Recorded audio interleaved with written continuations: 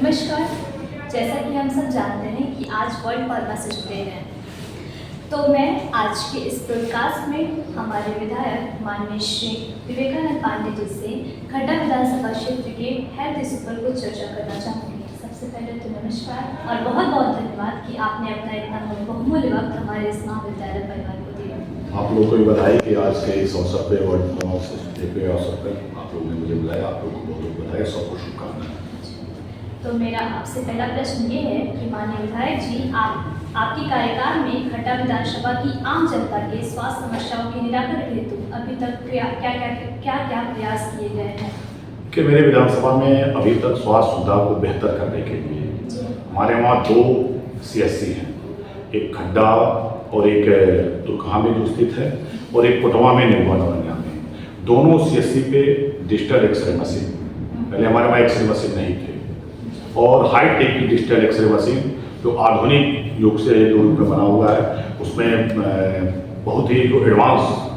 Digital x ray machine है, तो दोनों हमारे CSC पे लगे हुए हैं। परंतु योगी आदित्यनाथ जी महाराज और उप मुख्यमंत्री ब्रजेश पाठक जी के आशीर्वाद से दोनों हमारे CSC पे डिजिटल एक्सरे मशीन लगाए गए। हमारे CSC खड्डा पे एक 50 बेड का और अलग हॉस्पिटल, 50 बेड का हॉस्पिटल में विधायक बना, उसके कुछ ही महीने बाद उसकी स्वीकृति में कराया और बनकर वो तैयार है 50 बेड का हॉस्पिटल। एक बच्चों के लिए 20 बेड का हॉस्पिटल, जो उसको पीसू वार्ड बोलते हैं, बच्चों के लिए, जो छोटे बच्चों के लिए यहाँ कोई नहीं था, तो CSC खड्डा पे बच्चों के लिए 20 बेड का हॉस्पिटल। हमारे वहाँ एक ऑपरेशन करने के लिए जो OT थी उसको व्यवस्थित कराया गया। हमारे वहाँ पे ऑलरेडी एक और बिल्डिंग बन रही है, स्वीकृति उसकी मिलेगी पैथोलॉजी के लिए। पैथोलॉजी की सभी प्रकार की जांचें हमारे CSC खड्डा पे होंगी, उसके लिए भवन बन के तैयार है और निश्चित रूप से बहुत जल्द उसको चालू कर दिया जाएगा। इसी प्रकार जब से हम पार्ट 2 में जब आए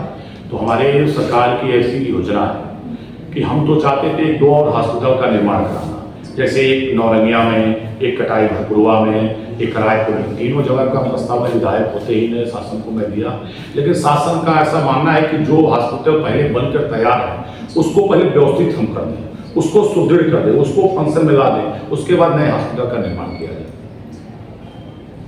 तो मेरा आपसे दूसरा प्रश्न ये है कि अभी आपने बताया कि बहुत सी सुविधाएं हैं, तो इस क्षेत्र में मैं ये जानना चाहूँगी कि इस क्षेत्र में महिलाओं की प्रसूति केंद्र की बहुत बड़ी कमी है। उचित सुविधा, ब्लड बैंक तथा मॉडर्न मैटरनिटी सेंटर के लिए आपकी क्या योजना है? नहीं, हमारे वहाँ ऑलरेडी CSC खड्डा पे महिला सर्जन डॉक्टर भी हैं, जिसकी पोस्टिंग भी है, यहाँ प्रस्तुति होती भी है। ऑलरेडी CSC खड्डा पे महिला चिकित्सक और सर्जन के रूप में डॉक्टर की तैनाती है और वहाँ पे है भी, आती भी है, और निश्चित रूप से हमारे दुर्गा CSC पे ये सुविधा उपलब्ध है। तो मेरा अगला प्रश्न ये है कि संक्रामक रोगों से बचाव के लिए यहाँ कौन सी योजनाएं संचालित है? देखिए, सरकार कुछ ऐसे के लिए सरकार के द्वारा अभी उसका अभियान चल ही रहा है, 3 महीने का अभियान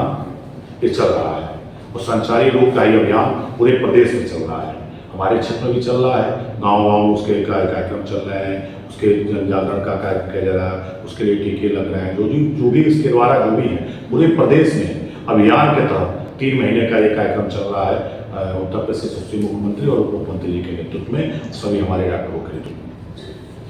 तो मेरा अगला प्रश्न आपसे ये है कि नदी के उस पार सोगी बरवा क्षेत्र के लिए आपने स्वास्थ्य केंद्र पर डॉक्टरों की उपलब्धता के लिए क्या प्रयास किए? देखिए, भरौली डिस्ट्रिक्ट से सोगी बरवा जो हमारा क्षेत्र है, नदी के उस पार के क्षेत्र के लिए कठिनाई है, उस कठिनाई को दूर करने के लिए हम लोग प्रयास कर रहे हैं। वहाँ कनेक्टिविटी प्रॉब्लम है और उसको दूर करने के लिए हम लोग पहले शासन स्तर पे, माननीय मुख्यमंत्री जी का स्तर पे प्रयास हम लोग का जारी है कि पहले उसको जोड़ा जाए, क्योंकि बेहतर सुविधा देने के लिए बेहतर कनेक्शन होना चाहिए, जो भी हमारे पास पूर्ण रूप से नहीं है,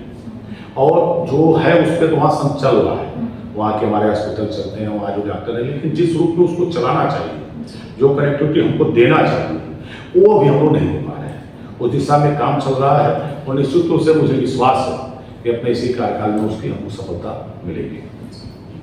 तो मेरा आखिरी प्रश्न आपसे ये है कि छितौनी में जो कोविड काल के दौरान 100 बेड का अस्पताल बना था, तो अभी उसका क्या उपयोग हो रहा है? देखिए, कोविड में जब विधायक हुआ तो मैं मेरे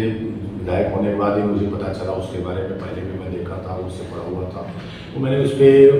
होमवर्क किया और यहाँ तक मैं विधानसभा में क्वेश्चन तक उस पर किया। तो क्या बाद में मुझे पता क्या चला कि वो जो 100 बेड का कोविड हॉस्पिटल बना हुआ है, वो एक NGO कंपनी है जो कोरोना काल में बहुत सी ऐसी कंपनियां थी जो गिफ्ट दी, और वो दी कि कोरोना काल में लोगों को उस बेड को आइसोलेट होने के लिए, बनाने के लिए, उसी के तहत ये कंपनी ने बना के दे दिया, बना के उसको दे दिया, और बना के वो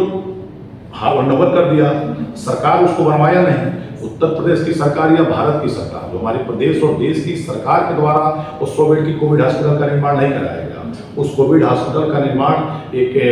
कोई कंपनी है, कंपनी मुझे नाम नहीं याद आ रहा है, वो कंपनी अपने जो फंड होते हैं कि जो अपने कोई भी कंपनी अपने कुल आय का कुछ % सामाजिक जीवन में खर्च करना रहता है, उसी फंड से उसको बनवाया गया। और उसमें एक शासन द्वारा ये कहा गया कि निजी संसाधन से, स्थानीय संसाधन से उसको चलाया गया है। उस हॉस्पिटल के लिए वो 100 बेड कैसे भी, जैसे कोई सामान्य मेडिकल कॉलेज बना या कोई CSC बना या अभी 50 बेड का यहाँ एक हॉस्पिटल बना, तो उसके लिए गवर्नमेंट के पास पॉलिसी है, वो कोई अगर निर्माण करती है, अगर बनवाती है, तो उसके प्रॉपर उसके कितने डॉक्टर की पोस्टिंग होती है, उसकी फार्मासिस्ट की, उसके जो भी होते हैं, जो भी रिक्वायरमेंट होती है, वो सरकार उसको वो करती है। ये पोर्टेबल हॉस्पिटल बना है, तो ये जब हम लोग उस पर दबाव बनाए तो उस पर सरकार का ये कहना है कि जिला स्थानीय संसाधन से, वो जिला चिकित्सा अधिकारी